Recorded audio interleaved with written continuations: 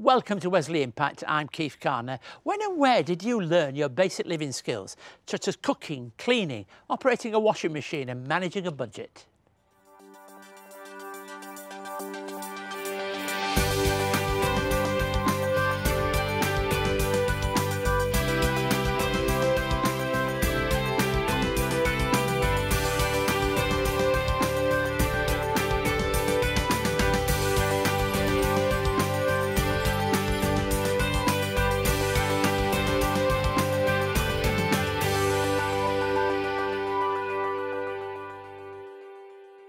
I'm glad you're with us. I'm here at Kickstart once again and part of the Take Charge of Your Life initiative developed by Wesley Mission.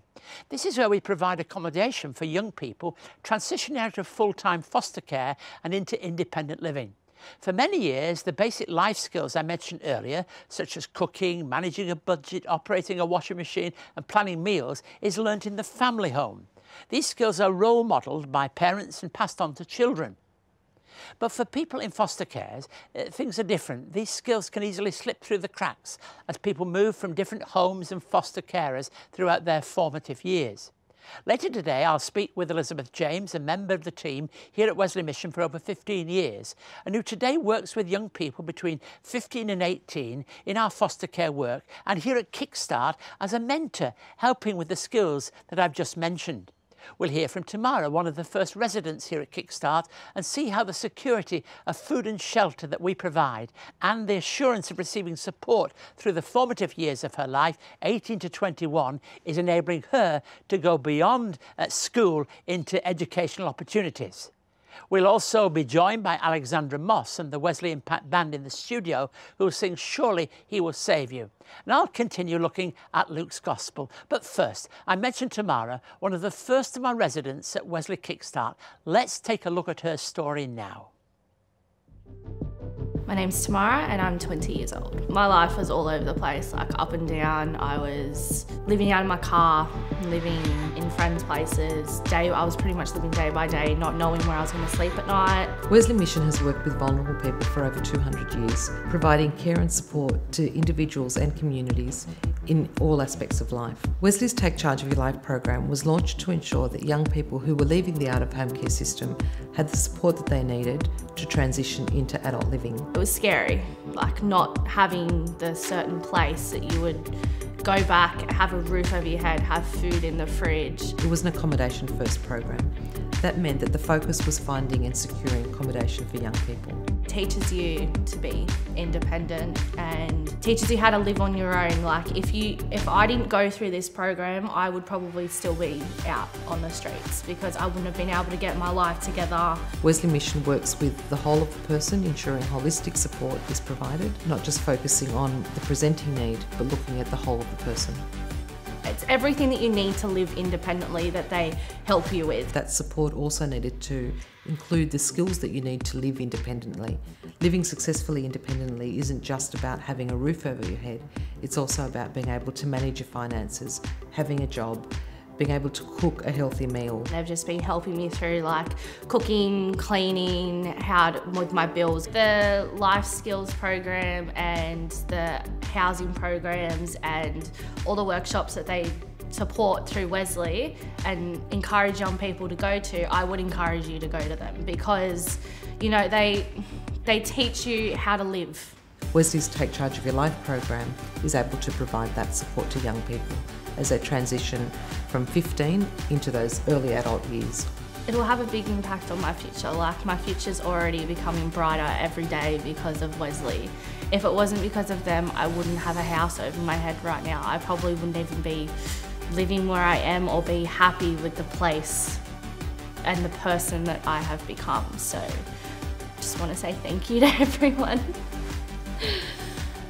If you would like to learn more about Wesley Mission, visit wesleymission.org.au. You can find help in our community services, connect with our church and congregations, discover a volunteer role that suits you, stay up to date on the latest news and information, donate to support our work, and help make a positive difference in your community. You can also connect with us on social media and subscribe to receive the latest news and information about Wesley Mission directly into your inbox.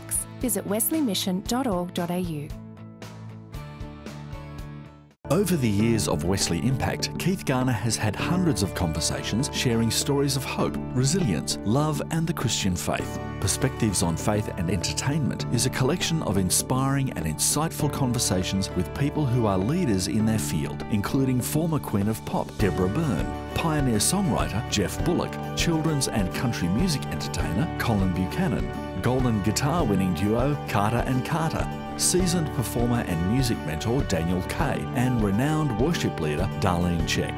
Each conversation shares a unique perspective on entertainment and collectively presents a broad cross-section of performers and how their faith impacts their lives and others. Perspectives on Faith and Entertainment is the third instalment of a 3-part series and is available now from Wesley Mission. To find out more, contact Wesley Mission on 02 9263 5555 or email impacttv@wesleymission.org.au. Visit our website if you'd like to find out more about the work of Wesley Mission, or if we can be of help to you in any way, please have no hesitation in contacting us. Tamara's story is one of the many residents that we've had in our different programmes, especially at Wesley Kickstart.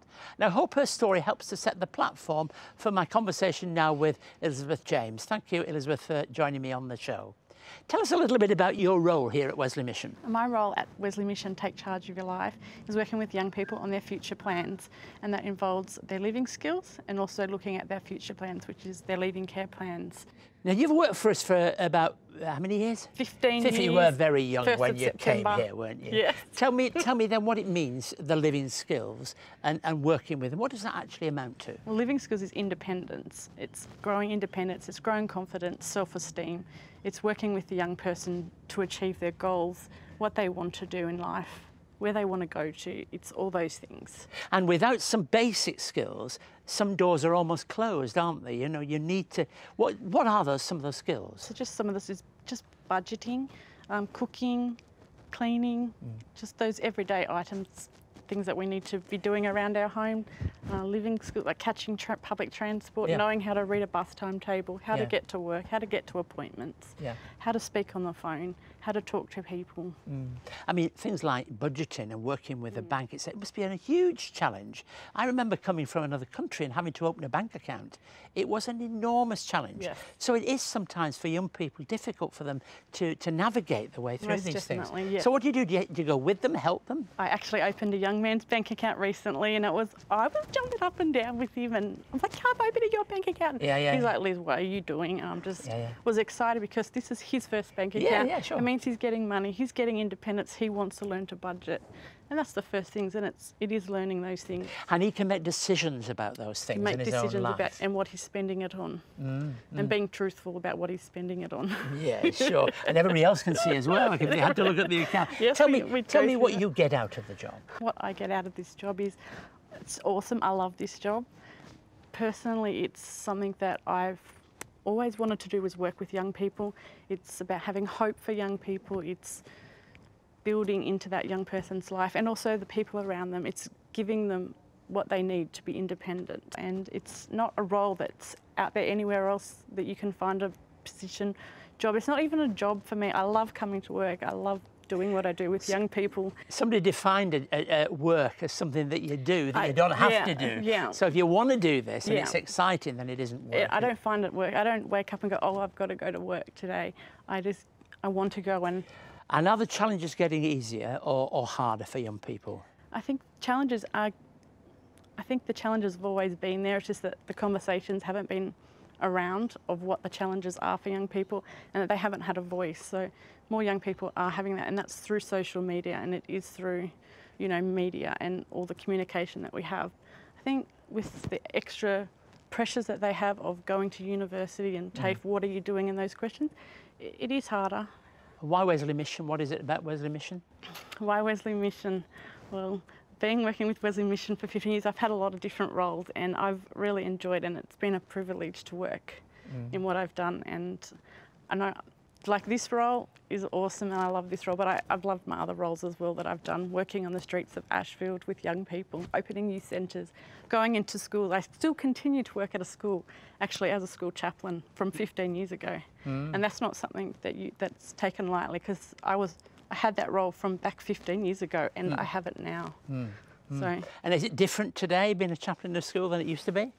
so before I had a little bit of a different role. I went in and I run a values building program for young people, and no, it's not very different, but what I get to do because they trust me. And a building trust is important, isn't it? And I'm just pleased that we've got people like you, Elizabeth, that can spend the time alongside young people and I suppose really infusing hope into young people in their circumstances, you know. And I want to say we're delighted to be here. I have to say to anybody with us, we're on a flight path here. So it's been a real battle today, but it hasn't been a battle to talk to you, because it's good to hear that you find the work fulfilling, even though it might be demanding at times. So thank you very much for sharing with us on the programme. Now we'll head into the studio now, where Alexandra Moss and the Wesley Impact Band will sing "Surely He Will Save You."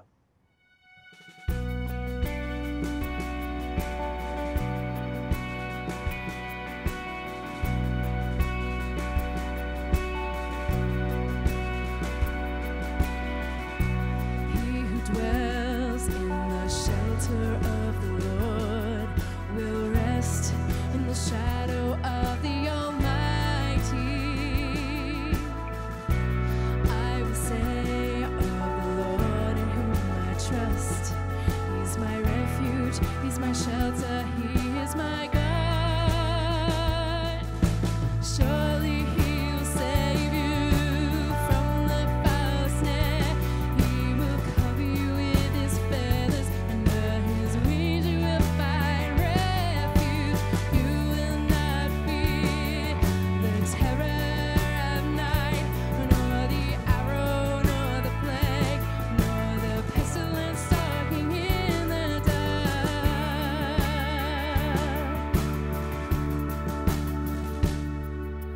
1,000 may fall at your side, 10,000 at your right hand, but it will not come near you. Because He loves me, says the Lord, I'll rescue Him, I'll protect Him, I will answer Him, I'll be with Him in trouble, deliver and honor Him. I will save you from the foul snare, I will cover you with my feathers, under my wings you will find refuge. You will not fear the terror of night, nor the arrow, nor the plague, nor the pestilence stalking in the dark.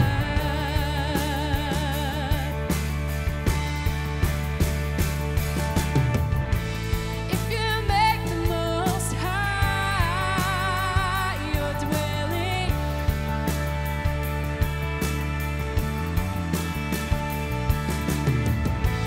then no harm will befall you, my friend.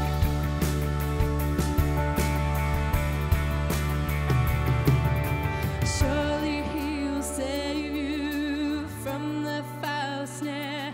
He will cover you with His feathers, under His wings you will find refuge. You will not fear the terror of night, nor the arrow, nor the plague, nor the pestilence stalking in the dark. Surely He will save you from the foul snare. He will cover you with His feathers, under His wings you will find refuge.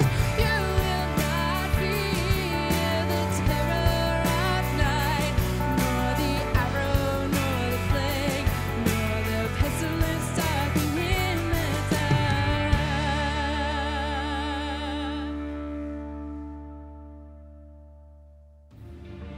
Experience the Galilee and the towns and cities where Jesus was raised and called His home. Capernaum, Nazareth, Tabgha, Magdala, Caesarea Philippi, Bethsaida, Tiberias, and of course the Sea of Galilee all feature in this 6-part series as Keith Garner explains the first century context of biblical events. Jesus was born during a time of change in the political and economic leadership of this region. Fishermen around a lakeside was really one of the big businesses. Why Jesus? Why didn't people ignore Him? Why did they take him seriously? And what are the questions we should be asking today if we're going to take Jesus seriously?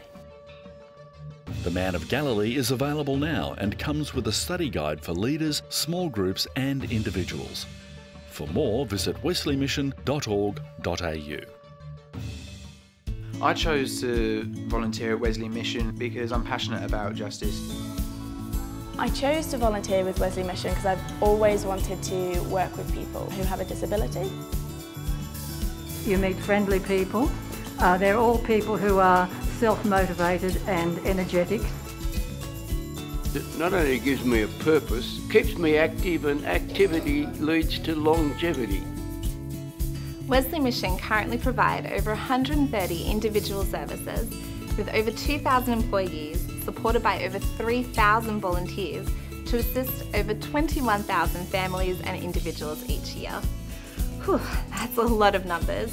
So as you can imagine, we are always looking for more volunteers to help. So please, volunteer today. Visit our website, wesleymission.org.au. You will not only be meeting new and interesting people, but you will be doing all the good you can, because every life matters.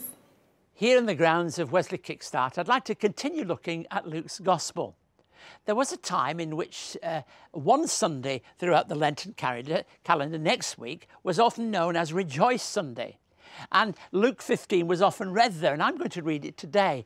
And unlike those who called it Rejoice Sunday, the reason they did it was because they were halfway through the Lent season, and perhaps for many of them, halfway through a time of fasting. They were turning the corner, as it were, and looking up on the march toward Easter. But this passage is a very penetrating passage when I turn to Luke chapter 15. It's probably one of the most popular in the whole of the Gospels. And in this passage, it opens with just 6 verses, and I want to read those 6 verses and then remind you of what follows.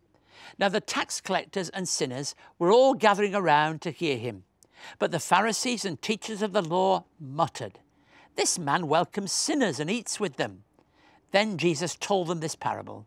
Suppose one of you has 100 sheep and loses one of them. Doesn't he leave the 99 in the open country and go after the lost sheep until he finds it? And when he finds it, he joyfully puts it on his shoulders and goes home. Then he calls his friends and neighbours together and says, "Rejoice with me, I found my lost sheep." I tell you that in the same way there will be more rejoicing in heaven over one sinner who repents than over 99 righteous persons who do not need to repent. Scribes and Pharisees and what they represent criticised Jesus for welcoming tax collectors and who they called sinners. It tells you something of the tension that existed as Jesus was engaging in his ministry. And Jesus, as he does on numerous occasions, tells a series of stories, a series of parables. And the parables that we read in Luke 15 are all about lostness. I've often referred to this chapter as the lost property chapter. It tells you about the way in which we find that which is lost. Now, our local police office in Sydney is ceasing to collect lost property because there is so much of it. People leave things, people throw them away. But lostness is described in these terms in a very tragic way, in terms of a sheep, a coin, and a family of 2 sons and a father. All about lostness. We often hear the story described as the prodigal son. Of course it's about a lost son, but it's more than that. It's about lost sons and about a father who is loving. That's the whole purpose for me of the parable, that somebody's arms are reaching out to those that are lost. There's the younger brother who is lost, who is loose and carefree with his inheritance and his possessions, and he wasted it. The elder brother, though, was just the opposite. He was far too tight and mean and didn't have a generous bone in his body. Some would say, and I understand people saying this, that the father wasted his love and affection upon his sons. That's not about lostness, that's about waste.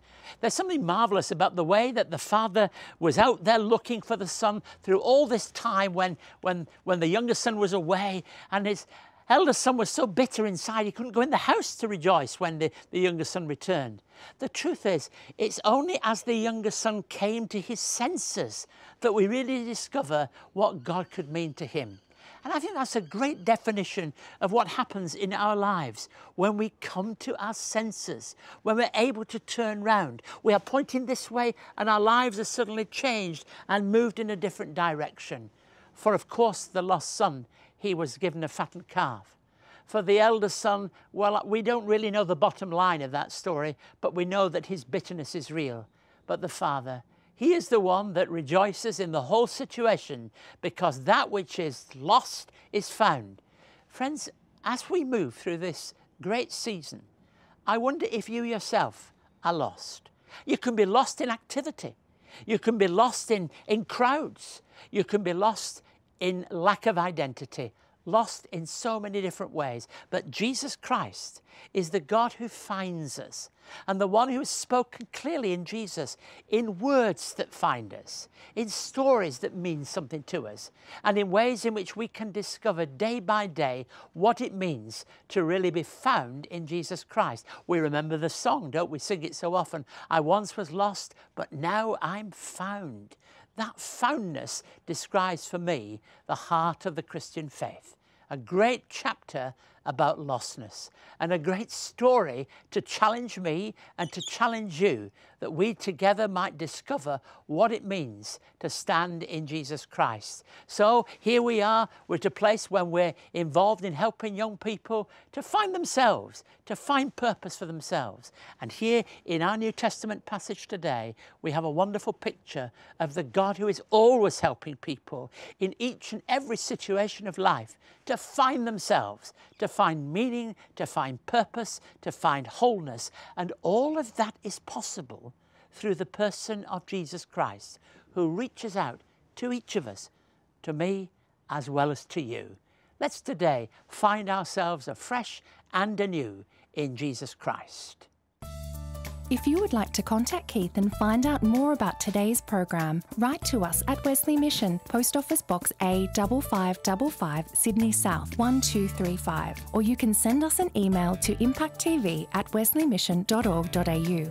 On our website, you can catch up on past episodes of Wesley Impact, find out more about our work, read online magazines and articles, and connect with us on social media.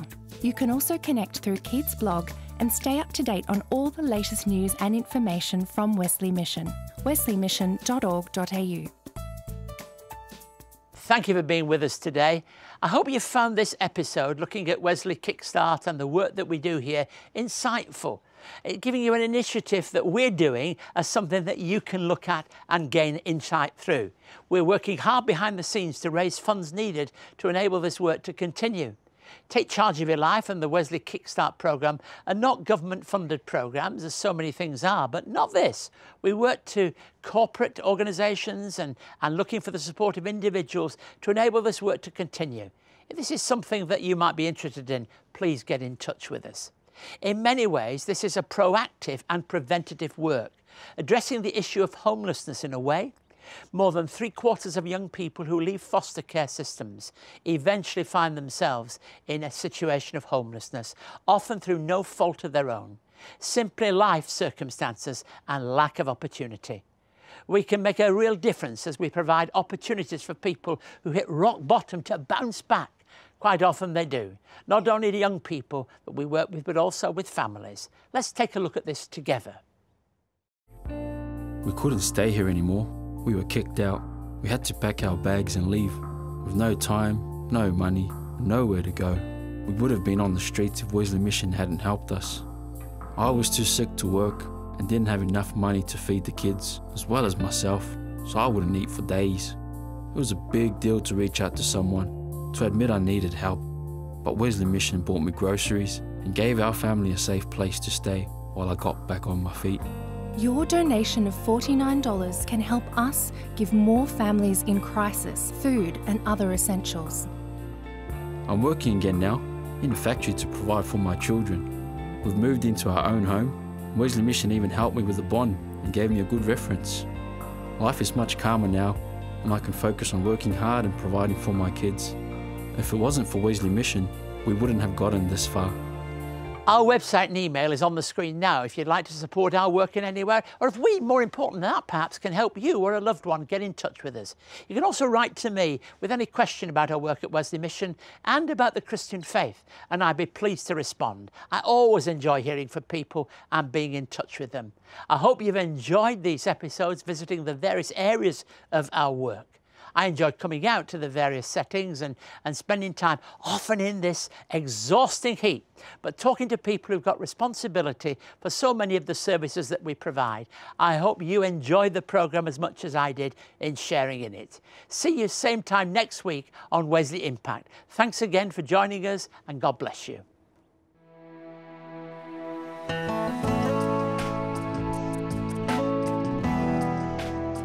Wesley Mission walks alongside people of all ages struggling with homelessness, addictions, mental health issues and financial stress. To find out more, visit wesleymission.org.au.